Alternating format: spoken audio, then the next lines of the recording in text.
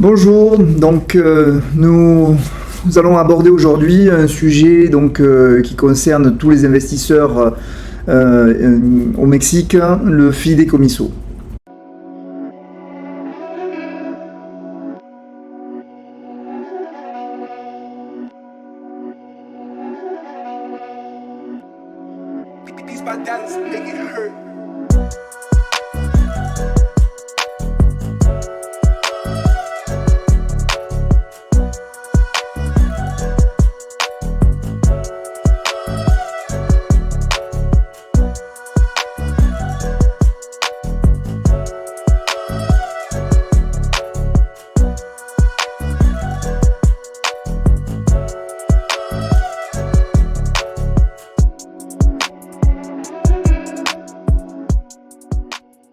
Donc avant de parler de ce thème, je vais me représenter comme j'ai l'habitude de faire pour chacune de mes vidéos. Donc je suis Daniel Aguado, je suis français, expatrié au Mexique depuis 2016 avec mon épouse. J'ai passé plus de 20 ans en tant que conseiller en gestion de patrimoine, tout d'abord pour des grosses structures européennes dans le secteur de la banque et de l'assurance. Et en 2007, j'ai décidé de m'installer à mon compte comme conseiller en gestion de patrimoine et ouvrir mon cabinet de gestion de patrimoine sur la région toulousaine. Nous avons décidé en 2016 de nous expatrier et de venir vivre ici au Mexique. Et nous avons, en arrivant, fait le choix d'investir dans l'immobilier pour générer des revenus complémentaires. Puisque, comme je l'explique dans mes vidéos, il y a un marché très intéressant, puisque nous avons des touristes ici toute l'année. Donc, abordons le sujet d'aujourd'hui, le fideicomiso. Donc, pour commencer, un étranger ne peut acheter au Mexique que des propriétés privées. Il n'est pas possible pour un étranger d'acheter des terres éridales, donc des terres qui appartiennent à l'État, de faire de l'exploitation minière ou d'exploiter des ressources d'eau. Impossible pour les étrangers. Donc, selon l'article 27, fraction 1 de la Constitution des États du Mexique, les étrangers ont des restrictions pour pouvoir acheter sur des zones qui vont pour les frontières terrestres à l'intérieur des terres sur 100 km et pour les plages à l'intérieur des terres sur 50 km. Il est donc permis sur ces zones restrictives de pouvoir faire un investissement pour un étranger, mais uniquement au travers d'un fideicomiso.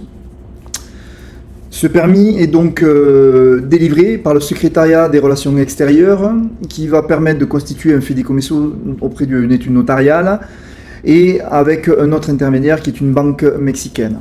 Donc pour permettre aux étrangers l'usage et l'exploitation immobilier située dans ces zones restrictives, nous sommes obligés en tant qu'étrangers de passer par le biais d'un fideicomiso ou éventuellement d'autres options, où là on peut le voir en fonction de vos besoins. C'est quelque chose que j'étudie en fonction de votre situation patrimoniale et de ce que vous souhaitez faire ici au Mexique, où là je vous guide entre différentes options, fideicomiso ou autres options possibles. Mais ça on le verra en tête à tête. Donc, alors qu'est-ce qu'un fideicomiso ?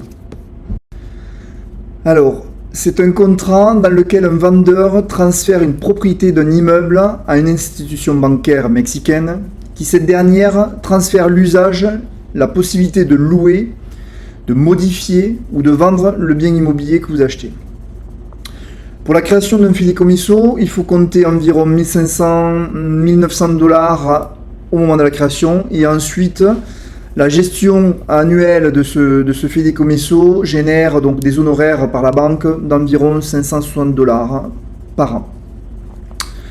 La durée d'un fideicomiso est de 50 ans, mais ne vous inquiétez pas, cette date est une date qui se reconduit pour 50 ans de plus.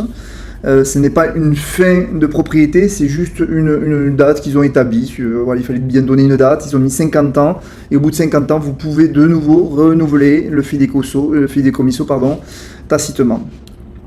Donc pour faire simple, vous avez de par la loi, en tant que bénéficiaire, vous avez le droit de disposer et de faire de ce que vous voulez de votre bien immobilier.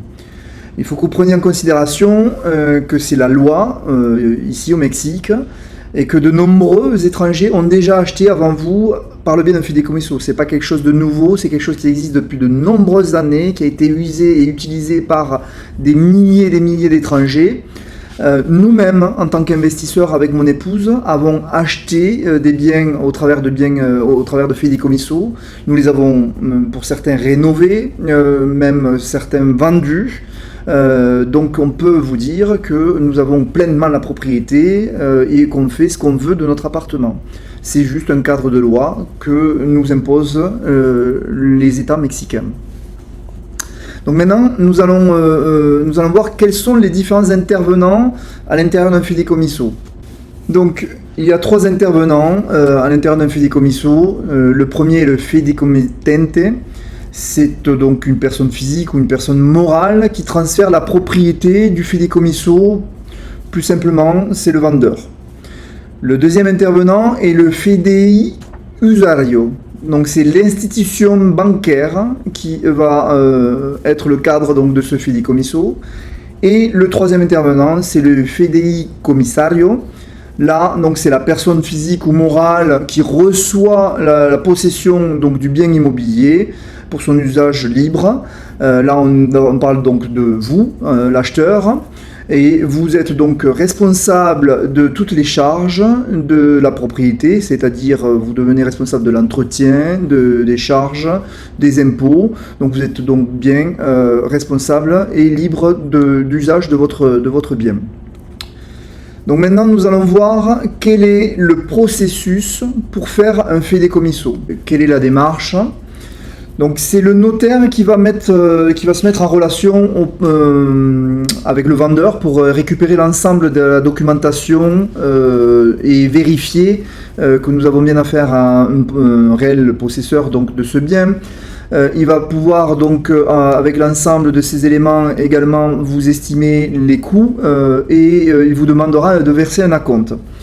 Donc une fois que vous aurez versé cet acompte, le notaire donnera les instructions auprès de la banque pour effectuer donc l'ensemble des démarches auprès du ministère des Relations extérieures pour réaliser le fideikommisso. Il demande également au vendeur de fournir donc, toutes les attestations d'absence de dette émises par les autorités compétentes.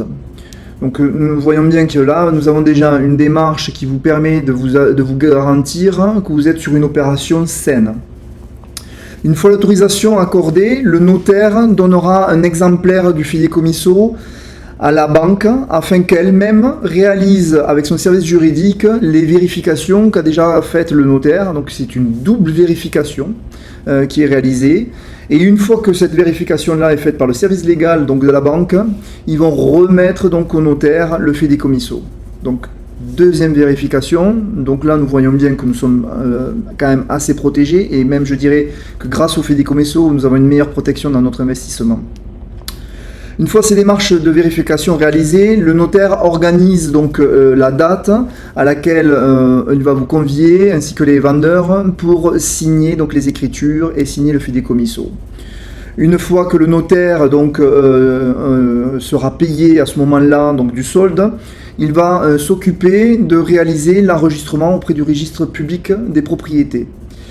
Le registre des propriétés donc publiques enregistre votre nom, le nom du propriétaire, des propriétaires, et garantit la sécurité juridique que vous êtes bien le propriétaire et uniquement vous de ce bien.